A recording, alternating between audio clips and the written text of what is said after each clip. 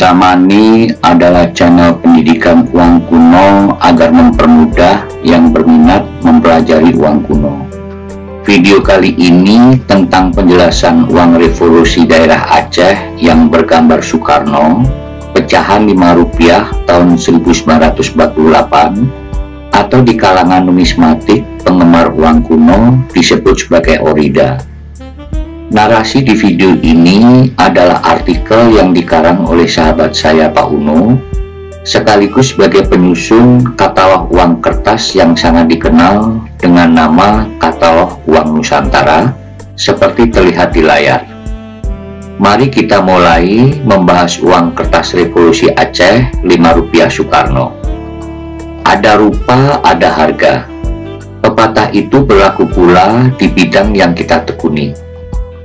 Tidak heran, suatu uang kuno yang berkondisi bagus atau bergrading tinggi mendapat apresiasi lebih ketimbang benda yang sama dengan grade yang lebih rendah.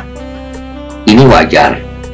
Dalam lomba lari 100 meter, satu-satunya unsur penilaian adalah waktu, yang berarti siapa yang menempuh waktu tersingkat, maka dia juara.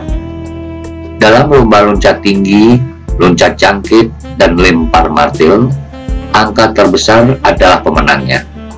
Tapi dalam numismatika, angka grading bukanlah satu-satunya penentu seperti yang terjadi di perlombaan atletik, sebab masih ada faktor lain yang menyebabkan suatu benda bisa mendapatkan apresiasi berupa jarangnya populasi alias kelangkaan, keunikan variasi yang dikandung, prediksi investasi, dan lain-lain.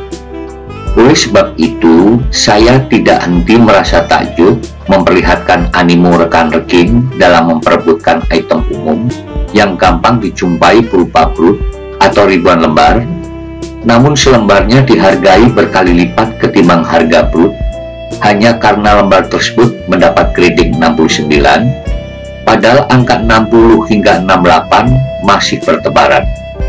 Tapi itu adalah pilihan dan keunikan prinsip masing-masing numismatis. Berkenaan dengan pembahasan populasi vs popularitas atau kelangkaan vs angka grading, kali ini kita bicarakan tentang Rp5 Kutaraja Aceh, edisi 15 Januari tahun 1948, bergambar tokoh terpopuler se-Indonesia, yaitu Insinyur Soekarno. Item ini muncul di buku Uang Nusantara halaman 239 dengan kode foto nomor 735. Terlihat gambar Rp5 bagian belakang terbalik. Mungkin Anda mengira salah setting gambar. Ternyata tidak salah. Keunikan yang tidak dimiliki uang kertas lain adalah kesengajaan gambar belakang atau reverse dibuat terbalik. Awalnya ciri ini dianggap salah cetak atau misprint, namun sejalan banyaknya penemuan terlihat bahwa seluruhnya memang dicetak seperti itu. Dalam istilah koin disebut coin alignment atau coin orientation, di mana gambar bagian belakang terbalik. Sebaliknya, bila gambar depan dan gambar belakang sama arah, diistilahkan sebagai medal alignment. Item ini termasuk kategori scare atau jarang dijumpai. Secara teori, jumlah beredar sesuai nomor seri 2 prefix plus 5 angka sama dengan 26 kali 26 kali 99.999 sama dengan 67,5 juta lembar. Populasi ini dapat dipastikan berlebih karena biasanya ada angka dan huruf yang tidak terpakai atau belum sempat dicetak. Jumlahnya pasti belum tahu dan mungkin suatu waktu akan tahu jika sampel penelitian dianggap mencukupi. Sayang, hingga sekarang jumlah yang berhasil saya amati baru sekitar 50 lembar. Tsunami raksasa yang melanda Aceh pada akhir tahun 2004 pasti membuat item jarang ini menjadi semakin sulit didapat. Apakah jumlah keseluruhan sebanyak 500 lembar yang sekarang ini masih eksis bisa diterima? Beberapa waktu belakangan terdapat musibah kebanjiran berupa munculnya uang revolusi Aceh dalam jumlah banyak, yaitu Rp25 Bukit Tinggi, Aceh terdapat di katalog Uang Nusantara halaman 220 dengan kode foto nomor 665 dan 666. Kemudian Rp2,5 Kutaraja halaman 238 dengan kode foto nomor 732. Kemudian Rp250 Kutaraja di katalog Uang Nusantara di halaman 240 dengan kode foto nomor 737, dan Rp250 Kutaraja di halaman sama 240 dengan kode foto 738. Namun setelah tanya sana sini, ternyata jenis Rp5 Soekarno yang kita jadikan bahan diskusi ini tidak masuk dalam kategori item yang banjir. Alhamdulillah, dalam buku Uang Nusantara, jenis ini diberikan apresiasi 4 dan 7 RK per lembar untuk kondisi very good dan kondisi very fine.